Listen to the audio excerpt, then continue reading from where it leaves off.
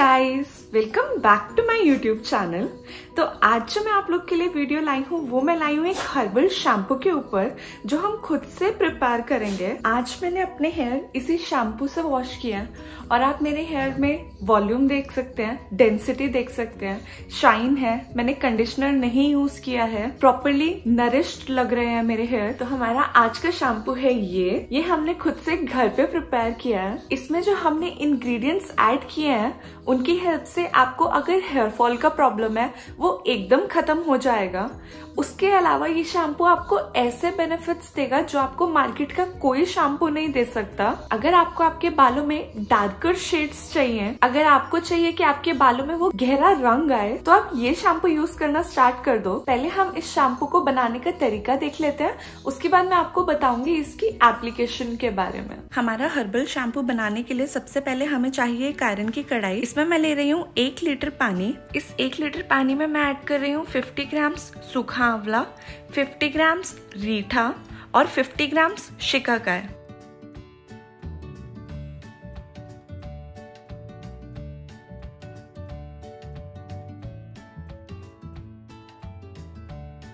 इन तीनों को ऐड करने के बाद मैं ऐड कर रही हूँ 2 स्पून्स मेथी दाना और 2 स्पून्स कलौंजी। अब इन सबको अच्छे से मिक्स कर देंगे और इसको रात भर सोक करके रखना है हमने। तो इसे मैं प्लेट से ढक कर ओवरनाइट ऐसे ही छोड़ दूंगी। कुछ अराउंड 12 आवर्स के बाद इस तरह से दिखता है। जो हमारा आंवला रीठा शिकाकाई है ये अच्छे से सोक हो जाता है, आंवला हमारा फूल जाता है और रीठा और शिकाकाई बहुत सॉफ्ट हो जाता है। अगर आप पानी भी देखेंगे तो ये पानी भी हमारा ब्लैक हो गया है। नेक्स्ट हमने इस कढ़ाई को ऐसे ही गैस पे रख देना है। गैस हमारा मीडियम फ्लेम पे होना चाहिए और अब इसमें हम बॉईल आने देंगे। मीडियम फ्लेम पे कुछ अराउंड 20 मिनट्स के बाद जब हमारा पानी हाफ हो जाएगा तब हम हमारा गैस ऑफ कर देंगे और उसे ठंडा होने छोड़ देंगे। अभी हमारा सब कुछ ठंडा हो गया और आप पानी देख सकते हैं और कितना डार्क हो गया है। अभी हमने क्या करना है, रीठा को हमने छीलना है।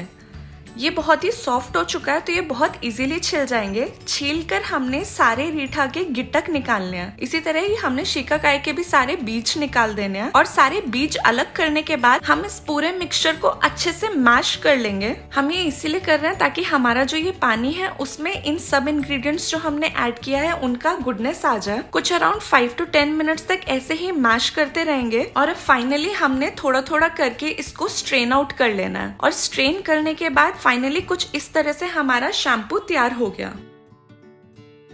तो अब हम चलते हैं इसकी एप्लीकेशन की तरफ। हेयर को अपने अच्छे से डिटैंगल कर लेंगे। ये शैम्पू मुझे जितना अपने हेयर में लगाना है उतना मैं एक बॉल में ले रही हूँ। नेक्स्ट मैं इसमें ऐड कर रही हूँ एल्प्स गुडनेस का शिकाकाई पाउडर। 1 स्पून लिया है मैंने शिकाकाई। अच्छे से मिक्स करेंगे और एक स्मूथ सी पेस्ट बनाएंगे। मैं अपनी फिंगर्स की हेल्प से इसे अपनी स्कैल्प से स्टार्ट करती हूँ इसको अप्लाई करना। अच्छे से मसाज करती हूँ स्कैल्प में और फिर रूट से लेके लेंथ के एंड तक अप्लाई करती हूँ। तो अभी हमारा इस तरह से मैं अपने पूरे हेयर में शैम्पू अप्लाई कर लूंगी और इसको मैं रखती हूँ 15 मिनट्स के लिए। 15 मिनट्स बाद देखो रिजल्ट, एकदम क्लीन हेयर हो गया है मेरा। हाँ जी, तो आपने इसको बनाने का तरीका तो देख लिया। अभी इसमें जो हमने इंग्रेडिएंट्स ऐड किया है, सबसे पहले आंवला। आंवला हेल्प करता है उन लोग को जिनको ग्रे हेयर का प्रॉब्लम है। अगर आपके अभी ही बाल व्हाइट आना शुरू हुए हैं, आप ये शैम्पू यूज करना स्टार्ट कर दो, बाकी शैम्पूज बंद कर दो, सिर्फ ये शैम्पू यूज किया करो और आपकी व्हाइट हेयर का प्रॉब्लम यहीं पर ही रुक जाएगा। सेकेंड इसमें हमने ऐड किया है शिकाकाई। शिकाकाई आपके हेयर को बहुत स्मूथ और सिल्की बनाता है। आप अभी मेरे हेयर देख सकते हैं कि कितना स्मूथ फील आ रहा है मेरे हेयर में, कितने सिल्की फील हो रहे हैं मेरे हेयर। नेक्स्ट हमने डाला है रीठा। रीठा हमारे हेयर को, हमारी स्कैल्प को क्लीन करता है। नेक्स्ट मैंने इसमें ऐड किया है मेथी दाना। मेथी दाना उन लोग के लिए बहुत अच्छा है जिनको हेयर फॉल का बहुत ज्यादा प्रॉब्लम हो रहा है या फिर जिनके हेयर ग्रो नहीं करते हैं। मेथी दाना आपके हेयर फॉल को स्टॉप करेगा और न्यू हेयर का ग्रोथ देगा। उसके बाद हमने ऐड किया है कलौंजी। कलौंजी भी मैंने ऐड किया है बिकॉज मुझे ग्रे हेयर का प्रॉब्लम है। कलौंजी भी हमारी हेल्प करता है कि हमारे ग्रे हेयर और ज्यादा ना बढ़े। तो ये शैम्पू हमारा पूरा पैकेज है हेयर फॉल की प्रॉब्लम का, और अगर आपको व्हाइट बाल आना शुरू हुए हैं तो उनको रोकने का। अगर आपको मार्केट के केमिकल वाले शैम्पू सूट नहीं करते हैं तो आप ये वाला शैम्पू यूज करना स्टार्ट कर दो। अभी बात करते हैं इस शैम्पू को अप्लाई करने की।